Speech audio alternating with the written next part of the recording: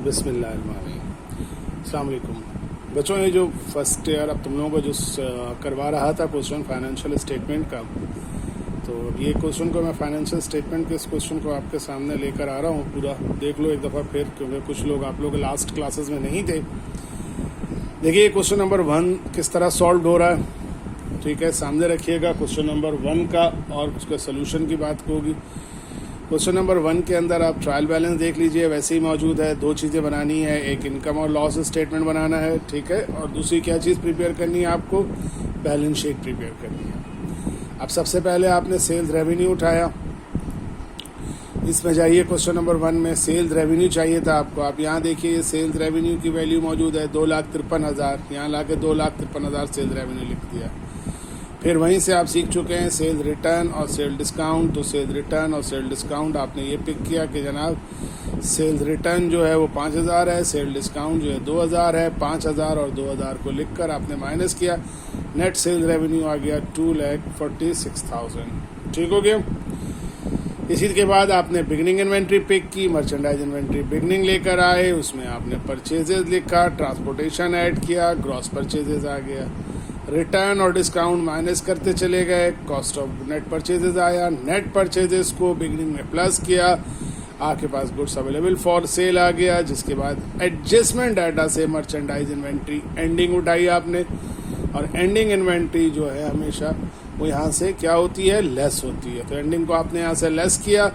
जैसे ही आपने एंडिंग को लेस किया, आपके पास क्या चीज़ आ गई, कॉस्ट ऑफ गुड्स सोल्ड, जिसको आपने नेट सेल से माइनस किया, तो आपके पास ग्रॉस प्रॉफिट आ गया। अब ये सब चीज़ें अब आप लोग कर चुके थे, इसलिए इसको सिंपल तरीन तरीके में बता दिया है कि ये सारे आइटम आपके इसमें मौजूद हैं, ये आप सीख चुके हो। अच्छा, अब जो फाइनेंशियल स्टेटमेंट यानी सिंपल, पहले आपने स्टेप में ग्रॉस प्रॉफिट तक पहुंच गया। मेरा ख्याल है कि बता देना मुझे व्हाट्सएप पे, इस पे अगर किसी और को प्रॉब्लम है तो मैं और अच्छे से समझा दूंगा, वरना मेरा ख्याल है कि सारी क्लास को मैंने इनकम स्टेटमेंट का cost of goods sold section निकालना सिखा चुका था, ठीक है। अब आ जाओ इसके ऊपर आ जाओ, जिसमें तुम्हारे पास मौजूद है, अरे यार ये क्यों आ जाता है, आपके पास ये जो मौजूद है एडजस्टमेंट डाटा। अब अगर आप एडजस्टमेंट डाटा को देखें तो आपको नज़र आ रहा है कि एडजस्टमेंट डाटा में आपके पास मौजूद है मर्चेंडाइज इन्वेंट्री एंडिंग, जो आपने कर दिया। अब देखिए क्या मौजूद है, इंश्योरेंस एक्सपायर्ड। अब देखो एक चीज़ है, मेरे को इंश्योरेंस एक्सपायर्ड कितना हुआ है, 2,000। अब यहाँ ट्रायल बैलेंस में देखो जाके प्रीपेड इंश्योरेंस की वैल्यू कितनी थी, तो हमें नज़र आता है कि प्रीपेड इंश्योरेंस की वैल्यू थी 3,000, नज़र आ रही है। प्रीपेड इंश्योरेंस की वैल्यू 3,000 थी, और उसमें 3,000 में से इंश्योरेंस 2,000 एक्सपायर्ड हुआ है। तो हमेशा याद रखना कि जब हम ये इनकम स्टेटमेंट बनाएंगे, बल्कि एक सेकंड में ऐसा करते हैं कि पहले ये इनकम स्टेटमेंट के अंदर ऑपरेटिंग एक्सपेंस वाला सेक्शन को देख लो अच्छी तरह से, जब हम इसको करने जा रहे हैं। तो यूँ बता दूं, बल्कि आपको थोड़ा सा इसको ऊपर करके ये देखिए, हाँ ये अब सही रहेगा, हाँ। तो सेल्स ग्रॉस प्रॉफिट तक पहुंच गए। अब उठाओ एक्सपेंसेस। सबसे पहले एक्सपेंसेस कहाँ से उठाना है तुम लोगों ने, हमेशा एक्सपेंसेस जब कॉस्ट ऑफ गुड्स सोल्ड कर लो तो एक्सपेंसेस उठाओ ट्रायल बैलेंस से।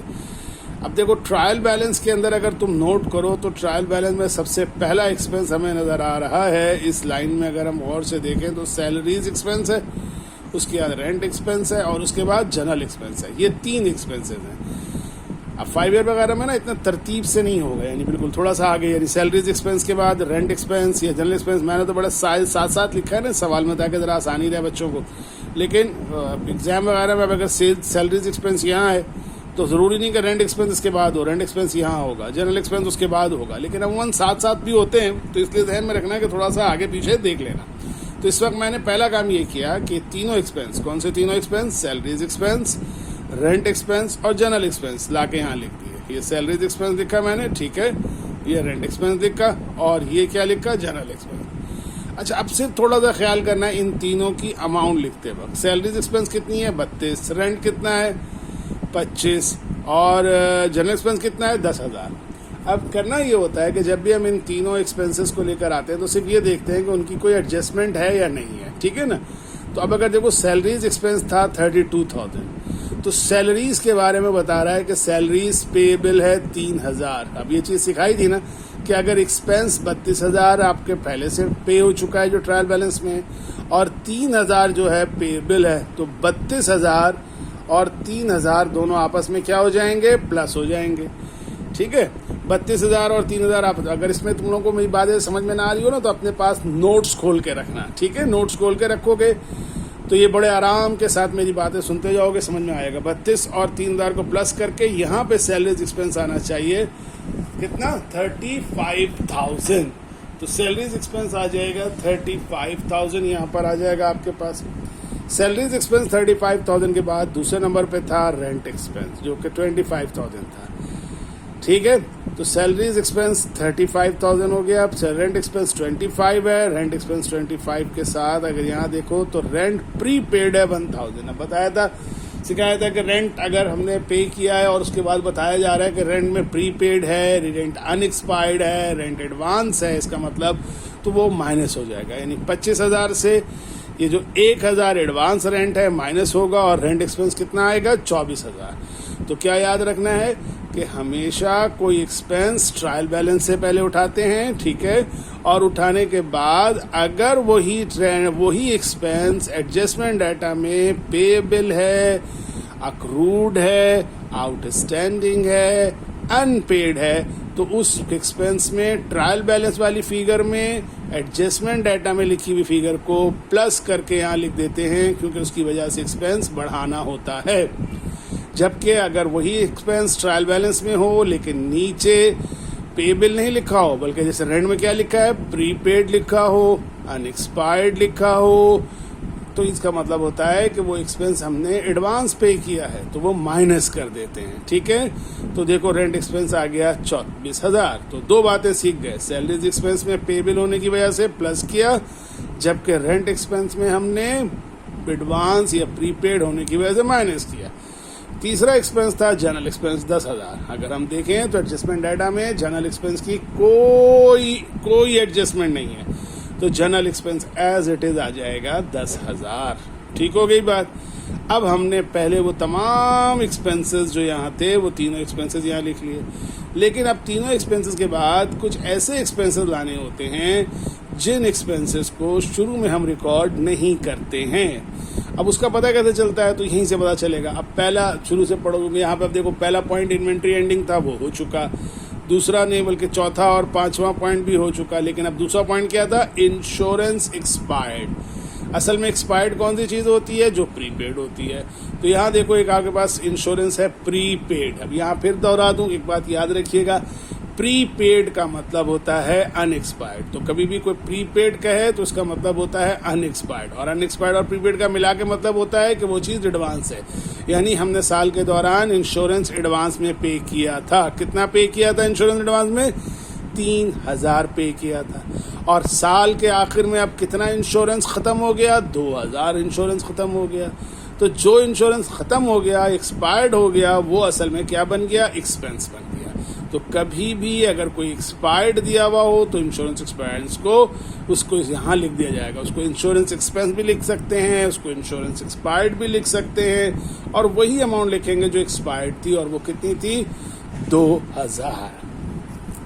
ठीक है, तो इंश्योरेंस एक्सपेंस यहाँ आ गया 2,000। अब इंश्योरेंस की बात हो गई सेकेंड एंट्री वाली एडजस्टमेंट डाटा की। अब तीसरे नंबर पे आओ। तीसरे नंबर पे क्या मौजूद है, bad debt expense for the year. ये भी बिल्कुल सिंपल है, कुछ नहीं करना। जब बैड डेट एक्सपेंस है और आएगा भी तो ऐसे सिंपल सा आएगा। पिछले वाले मेरे क्वेश्चन में थोड़ी सी मुश्किल चीज़ें भी हैं, लेकिन अब इस दफ़ा जो अगर आएगा बिल्कुल सादा सा आएगा। तो बैड डेट एक्सपेंस 3,000 है, यहाँ लिखो बैड डेट एक्सपेंस 3,000। अब बैड डेट एक्सपेंस क्या था, क्या बताया था, याद है कि हम लोग जब किसी को क्रेडिट पर, हाँ ये मेरे ख्याल में शायद डिस्कस नहीं हुआ था, सुन लो पहले। असल में होता क्या, ये बैड डेट एक्सपेंस क्या है कि जब हम किसी को सेल करते हैं ना बेटा, तो जब हम किसी को सेल करते हैं क्रेडिट पे, तो क्रेडिट पे सेल करते हैं तो दरअसल हम एक रिस्क पे होते हैं। किस बात का रिस्क, इस बात का रिस्क कि हम इसको बेच तो रहे हैं, लेकिन पता नहीं कल को वो पैसे हम उस कस्टमर से जिसको हम बेच रहे हैं उससे हम ले सकेंगे या नहीं। तो जो कस्टमर से अगर पैसे ना मिल सके उस पैसे को कहते हैं, क्या कहते हैं, बैड डेट एक्सपेंस। बैड बुरा, डेट DEBT वाला डेट, बी साइलेंट रहता है, डेब्ट नहीं पढ़ते, क्या पढ़ते हैं? डेट, DEBT को डेट, बैड डेट एक्सपेंस। तो इससे मतलब कौन सा एक्सपेंस होता है? वो पैसे जो अकाउंट रिसीवेबल की शक्ल में क्रेडिट सेल्स की वजह से हमने रिसीव करने थे और वो रिसीव ना हो सके अपने कस्टमर से, चाहे हो सकता है वो कस्टमर हमसे फ्रॉड कर जाए, वो हमारे पैसा लेके भाग जाए, या उसकी अल्लाह ना करे डेथ हो जाए, कोई ऐसी वजह हुई कि हमारा पैसा वो नहीं मिल सका, तो उसको हम अपनी बुक्स में लेते हैं कि वो हमारा एक तरह का लॉस है और उस लॉस को नाम देते हैं बैड डेट एक्सपेंस। ठीक है, तो अब इसमें कोई बहुत बड़ी तफसील नहीं है, बस इतना ध्यान में रखिए कि बैड डेट एक्सपेंस को हमेशा इनकम स्टेटमेंट में शो करेंगे। तो बता रहा है कि इस दफा का बैड डेट एक्सपेंस पूरे साल के दौरान कितना हुआ? 3000। इसका मतलब है कि इस दफा साल में 3000 रुपए का बैड डेट हमें बर्दाश्त करना पड़ा। तो हम यहाँ पे बैड डेट एक्सपेंस की फिगर कितनी लिख देंगे? 3000। ठीक है, अच्छा, तो इसके बाद आ जाइए डेप्रीसिएशन एक्सपेंस। अच्छा, डेप्रीसिएशन एक्सपेंस के बारे में भी देखिए, से आखिरी एक आ जाता है, लास्ट पॉइंट है, 8 पॉइंट है। ठीक है, तो इसमें एक लास्ट पॉइंट में ध्यान रखिएगा, डेप्रीसिएशन भी एक बहुत तवील सा एक चैप्टर है, पूरे कॉन्सेप्ट है, पूरा पढ़ना है। इंशाल्लाह सेकेंड ईयर में तुम लोग पढ़ोगे पूरा इसके बारे में। आज यहाँ इतना सा तफसील समझ लो कि देखो, हम जानते हैं कि हम लोग जो फिक्स एसेट हमारे होते हैं, जिसमें जैसे कि लैंड है, बिल्डिंग है, फर्नीचर है, मशीन है, ये सब चीज़ें हमारी फिक्स एसेट होती हैं। अभी जो ये फिक्स एसेट होती है ना बेटा, इन फिक्स एसेट में होता ये है कि लैंड को छोड़ दो, लेकिन तुम ये सब मानोगे ना कि जो भी फिक्स एसेट होता है, फर्नीचर हो, मशीन हो, कंप्यूटर हो, जब इन चीज़ों को इस्तेमाल किया जाता है तो जैसे जैसे वक्त गुजरता जाता है वैसे वैसे ये चीज़ें पुरानी होती हैं, बोसीदा होती हैं, इनकी वैल्यूज़ में कमी आती है। तो जो भी फिक्स एसेट जब इस्तेमाल होगा बिजनेस में रेवेन्यू कमाने के लिए, मशीन है, मशीन को इस्तेमाल कर रहे हैं। अब सोचो रहे कि दर्जी है, एक दर्जी अगर एक मशीन में कपड़े सीता है और बेचता है, कपड़े के जोड़े सी के बेचता है, तो सोचो उसकी मशीन वक्त के साथ साथ क्या होती है? पुरानी होती है या नहीं होती है? जैसे जैसे वो कपड़ा सीता जाएगा वो बात मशीन क्या होती जाएगी? पुरानी। तो समझ लो उस मशीन के पुराने होने की जो कॉस्ट होती है, उस कॉस्ट को नाम देते हैं डेप्रीसिएशन। ठीक है, बहुत अच्छे से, बहुत तफसील से अभी पढ़ोगे सेकेंड ईयर में तो और अच्छे से समझोगे इंशाल्लाह ताला। अभी बस इतना याद रखो कि फिक्स एसेट, तमाम फिक्स एसेट, ठीक है, कौन से? Building, furniture, equipment, machine, automobile, ये तमाम फिक्स एसेट बिजनेस में इस्तेमाल होते हैं। किस लिए? रेवेन्यू कमाने के लिए। लेकिन जब वो रेवेन्यू कमाने के लिए इस्तेमाल होते हैं तो वो पुराने होते हैं, और वो जो पुराने होते हैं उनकी कीमत खराब होती है या उनकी कीमत में जो कमी आती है उसको एक्सपेंस के नाम से, डेप्रिसिएशन एक एक्सपेंस के नाम से हम अपनी बुक में रिकॉर्ड करते हैं। तो जहाँ पे सैलरीज एक्सपेंस आ गई, रेंट एक्सपेंस आ गई, जनरल एक्सपेंस समझ में आया, इंश्योरेंस का एक्सपेंस समझ में आया, बैड डेट भी हमने समझ लिया, वहीं पर अब हम समझ रहे हैं एक और एक्सपेंस है जिसका नाम है क्या एक्सपेंस? Depreciation expense. याद रखना बाकी सब एक्सपेंस तो पहले से लिखे होते हैं, लेकिन ये बैड डेट एक्सपेंस और डेप्रीसिएशन एक्सपेंस कभी भी पहले से ट्रायल बैलेंस के इस वाले ऊपर वाले हिस्से में मौजूद नहीं होंगे। ये हमेशा एडजस्टमेंट डाटा से उठा के तुमको यहाँ पर लिखना होगा। ठीक है, कौन सा एक्सपेंस? बैड डेट एक्सपेंस और डेप्रीसिएशन एक्सपेंस। अच्छा, अब इन सब को आप टोटल करते हैं, इन सब को लेकर आते हैं, तो आपने एक्सपेंस पहला लिखा सैलरीज, जिसमें आपको हमने क्या सीखा? पे बिल की वजह से प्लस होता है। फिर हमने रेंट एक्सपेंस में हमने क्या सीखा कि रेंट एक्सपेंस जितना था उसमें प्रीपेड की वजह से माइनस हुआ। जनरल एक्सपेंस में हमने क्या सीखा? जनरल एक्सपेंस में कुछ नहीं हुआ, बस जनरल एक्सपेंस जो है एज इट इज आके यहाँ पर रिकॉर्ड होगा, क्योंकि वो ट्रायल बैलेंस में खाली यहाँ मौजूद था। फिर आगे हमने सीखा कि इंश्योरेंस एक्सपेंस में हमने सीखा कि प्रीपेड वाली चीज़ होती है, प्रीपेड होता है तो उसमें से एक्सपायर्ड वाली फिगर यहाँ लेकर आते हैं। ठीक है, उसके बाद बैड डेट एक्सपेंस है, जो मैंने एक्सपायर लिखा हुआ भी होगा, है ना? हाँ, जनरल रेंट एक्सपेंस में आपको ये सोल्यूशन आपके हाथ में होगी ना, बुक, उसमें ये वाली चीज़ मौजूद होगी। अच्छा, इसके बाद बहरहाल भाई तमाम एक्सपेंसेस को प्लस किया, प्लस करने के बाद हम पहुंचे किस पर पहुंचे?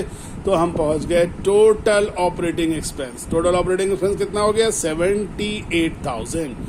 तो अब ये ग्रॉस प्रॉफिट की जो फिगर थी, इससे ये 78,000 को माइनस किया। याद रहे पहले हमने ये सेल से माइनस किया था, कॉस्ट ऑफ गुड्स सोल्ड, तो क्या चीज़ आ गई थी? Gross profit. अब इस ग्रॉस प्रॉफिट से माइनस किया ऑपरेटिंग एक्सपेंस, ये आ गया टोटल ऑपरेटिंग इनकम। ठीक है। अच्छा, बाज़ औक़ात अगर कोई अदर इनकम नहीं हो तो इसी को नाम दे देते हैं नेट इनकम। अभी आगे आप सवाल में देखिएगा। खैर, टोटल ऑपरेटिंग इनकम के बाद अभी हमारे पास अब दो चीज़ें, क्योंकि बिजनेस जब होता है तो बिजनेस मेन तो कमा रहा होता है किससे, सेल से, लेकिन बाज़ औक़ात बाज़ बिजनेस में अदर इनकम होती है। अब इस वक्त इस बिजनेस में दो अदर इनकम है, अगर आप नोट करें तो एक इनकम का नाम था कमीशन रेवेन्यू, यानी रेवेन्यू और इनकम एक ही लफ्ज़ है, उसको लिखा था कमीशन रेवेन्यू, और दूसरा नाम था फी इनकम। ठीक है। तो कमीशन इनकम और फी इनकम यहाँ मौजूद है 15,000 और 5,000। अब हम यहाँ लेकर आते हैं फी इनकम और 15,000 कमीशन रेवेन्यू। अब लेकिन इसमें यहाँ याद रखो कि फी इनकम और इसके साथ भी दो चीज़ें होती हैं। जैसे इसमें था ना, हमने पढ़ा अभी एक्सपेंस में था कि एक पेएबल होता है और एक प्रीपेड। यहाँ पे दो लफ्ज़ होगा, एक होगा रिसीवेबल और दूसरा अनअर्न्ड। रिसीवेबल वो इनकम है जो हमें रिसीव नहीं हुई और उसको हम प्लस कर देंगे, और अनअर्न्ड अगर होगा तो उसे हम माइनस कर देंगे। तो ये ध्यान में रखते हुए समझ लो कि हम जब कमीशन रेवेन्यू लेकर आएंगे, ऊपर से नीचे सुन लीजिए, जब कमीशन रेवेन्यू लेकर आएंगे, कितना है कमीशन रेवेन्यू, तो कमीशन रेवेन्यू में नज़र आ रहा है 15,000। लेकिन हम नीचे देखेंगे तो हमें नज़र आएगा कि कमीशन मजीद रिसीवेबल है।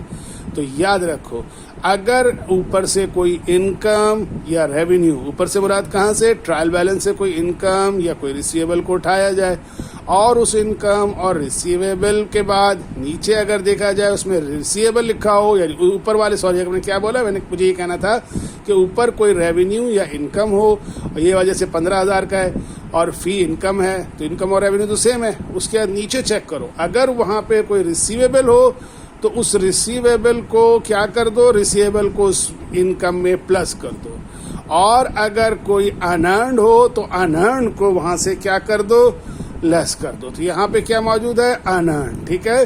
तो हमें याद रखना है कि जब भी कोई अनअर्न्ड होगा तो उसे हम माइनस कर देंगे, और जब भी कोई रिसीवेबल होगा तो उसे हम क्या कर देंगे, प्लस कर देंगे। ठीक है।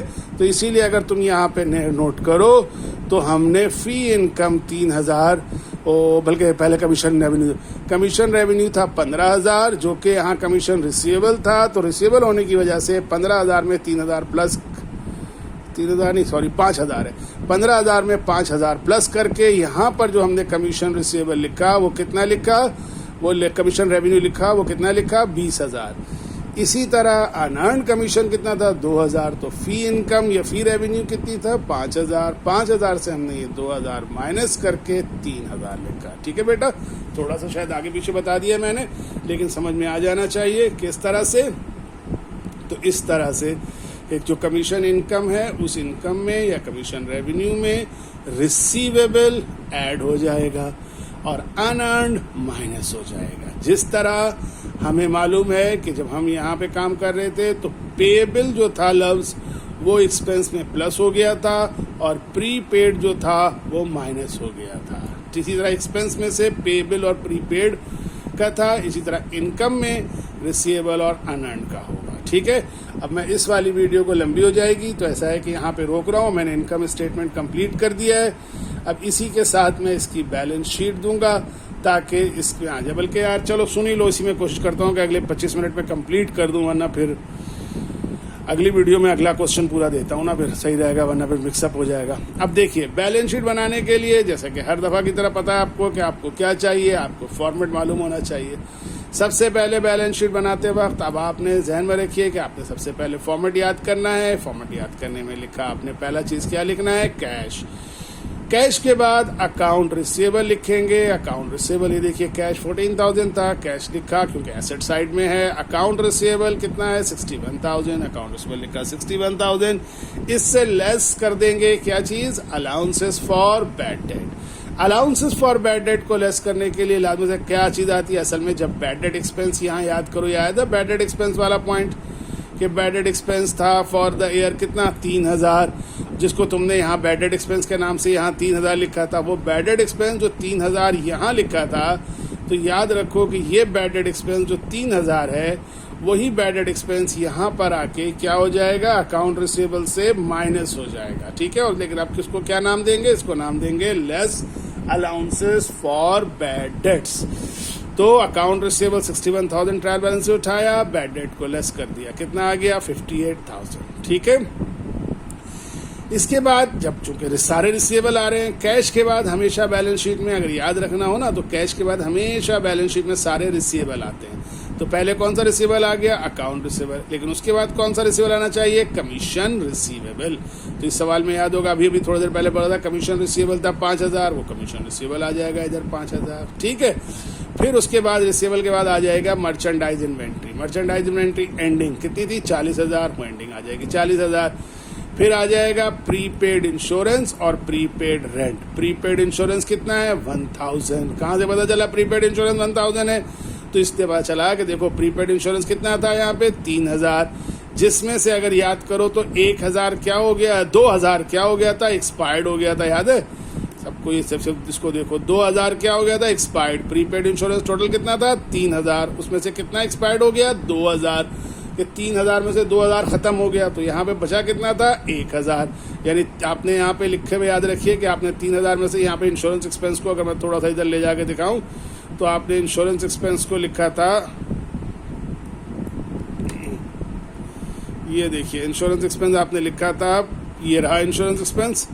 कितना शो किया था इंश्योरेंस में, 2,000। क्यों शो किया था, क्योंकि आप कह रहे थे कि इंश्योरेंस एक्सपेंस जो है वो टोटल 3,000 था, उसमें से 2,000 एक्सपायर्ड हो गया। तो अब 2,000 जब एक्सपायर्ड हो गया था तो बचा कितना, तो लाजमी सी बात है इंश्योरेंस एक्सपेंस में से अब बचा हमारे पास सिर्फ और सिर्फ 1,000, तो प्रीपेड इंश्योरेंस आ जाएगा 1,000।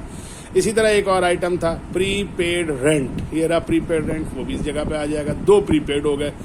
इन सब को टोटल कर लीजिए, टोटल करंट एसेट आ गया 1,19,000, ये हो गया करंट एसेट्स, यहाँ से उठा लिए। फिर उठाइए कौन सी चीज़, non current asset, fix asset. और वो कौन सी चीज़ है नॉन करंट एसेट में, लैंड है। लैंड में कोई डेप्रिसिएशन नहीं होता, लैंड को डायरेक्ट लिख दीजिए। और फिर फर्नीचर लिखिए, फर्नीचर से लेस कीजिएगा अलाउंसेस फॉर डेप्रिसिएशन, वही जो डेप्रिसिएशन एक्सपेंस के नाम से था।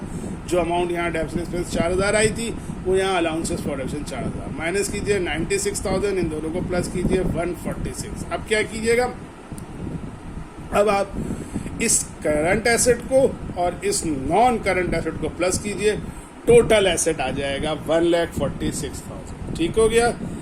इसके बाद अब आप लायबिलिटी साइड पे अगर थोड़ा सा आ जाए, तो अब आपको नजर आएगा कि लायबिलिटी साइड जो आपके पास मौजूद है, इन दोनों के बाद लायबिलिटी साइड में करंट लायबिलिटी आ जाएगी आपके पास। करंट लायबिलिटी कौन सी है, अकाउंट पेएबल। अकाउंट पेएबल यहाँ से उठाइए, देखिए मौजूद है लायबिलिटी, अकाउंट पेएबल लिखिए। फिर इसमें हमेशा जो अनपेड सैलरी होगी, सैलरी पेएबल या कोई भी एक्सपेंस जो पेएबल होगा वो पेएबल आ जाएगा, और अनअर्न्ड फी। तो याद रखिए पेएबल सारे लाने हैं, ठीक है। पेएबल, अकाउंट पेएबल तो normally account payable, note payable, ये सब तो वैसे ही मिल जाएगा। लेकिन जो एडजस्टमेंट डाटा में होते थे वो सैलरीज जो अक्रूड है, जो अनपेड है, ठीक है ना, जो पेएबल है, वो सिर्फ सैलरीज नहीं, कोई भी चीज़ हो सकती है। रेंट भी पेएबल हो सकता है, कोई भी एक्सपेंस हो जो पेएबल हो। और पेएबल के दूसरे नाम याद रखिएगा, उसके साथ अक्रूड होगा या आउटस्टैंडिंग होगा, तो वो यहाँ लिखिएगा, ठीक है। इसी तरह एक तीसरा याद रखिएगा कि जो पेएबल होता है, लायबिलिटी होती है, वो होता है अनअर्न्ड। तो अनअर्न्ड फी यहाँ लिखिएगा। दोनों आ गए, प्लस तीनों आ गए, तीनों को प्लस किया 35,000। फिर ऑनर इक्विटी और owner equity, net profit, drawing minus किया, पहुंचे टोटल इक्विटीज पर। तो ये हमेशा ये देख लीजिए अब आप लोग फुल कि ये आपकी बैलेंस शीट होगी और इनकम स्टेटमेंट होगा, ठीक है, जिसमें आप ये डायरेक्टली इसको यहाँ से यहाँ तक ले जा सकते हैं, लेके आ सकते हैं। तो ये आपके पास इनकम स्टेटमेंट है, ये आपके पास बैलेंस शीट है। ये दोनों 50,000 का प्रॉफिट था, जो 50,000 का प्रॉफिट इसके कैपिटल में ऐड किया, और ड्राइंग को माइनस किया, तो 230। अब ये 230 और इसको प्लस कर लीजिए 35 को, तो 65। ये हमेशा आखिर में दोनों का बैलेंस बराबर होना चाहिए। तो इस तरह से इनकम स्टेटमेंट और बैलेंस शीट बनती है। क्वेश्चन नंबर 1 मैंने करवा दिया है। अब तुम लोग बैठकर खुद से बिल्कुल इसी तरह से सोच के इसको देखकर, तमाम बच्चे, क्योंकि कुछ लोग आए थे उन दिनों में, आखिरी दिनों में, तो मैंने उनको तो करवाया था, लेकिन जो लोग नहीं आए थे उनके लिए बोल रहा हूँ। क्वेश्चन नंबर 2 खोलिए, और क्वेश्चन नंबर 2 आपके पास जो फॉर्मेट में मौजूद है, सवाल में मौजूद है, इसको फॉर्मेट भी दिया हुआ है क्वेश्चन नंबर 1 के बाद। क्वेश्चन नंबर 1 करिए, फिर क्वेश्चन नंबर 2 करिए, ठीक है। सोल्यूशन वेबसाइट पे मौजूद है, वहां से उठाइए और उसको चेक कीजिए, क्वेश्चन नंबर 1 और 2। अगले लेक्चर में मैं क्वेश्चन नंबर 2 तो नहीं कराऊंगा, क्वेश्चन नंबर 3 और 4 करवाऊंगा। तो आपको अगर नहीं समझ में आए तो फिर पूछ लीजिएगा। अल्लाह हाफिज़।